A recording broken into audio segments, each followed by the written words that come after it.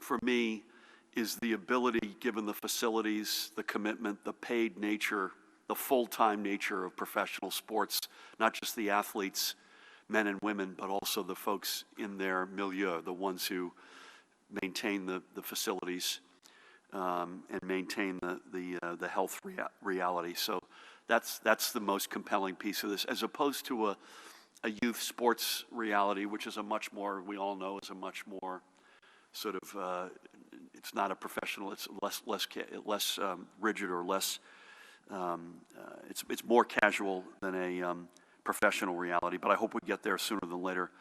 We have thought now for a couple of weeks, we wanted to leg into July for outdoor graduations, and quite frankly, we had a discussion yesterday about whether or not it should be ahead of July 4th or after it, and we said, you know what, let's let July 4th pass, and so we picked the Monday right after July 4th. No magic with that day per se, but July there was magic. We feel strongly if we keep making the right progress, we're going to be in a different place. I hope well before then, but certainly by then. Anything, Matt, you want to add to either of those?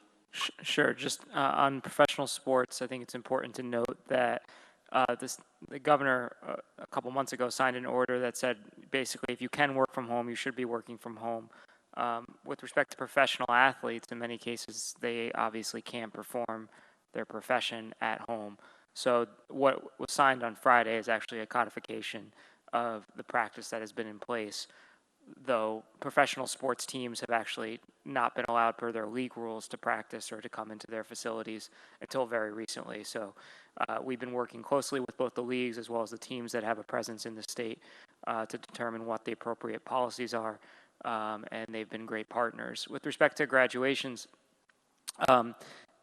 I think it's, again, important to note that the graduations will still be subject to the same gatherings rules that will apply to everyone as of July 6th. The guidance was if we push it into July, the safety around having any type of gathering outside larger than 25 is much more likely to be a safe activity. So that's what we were looking to.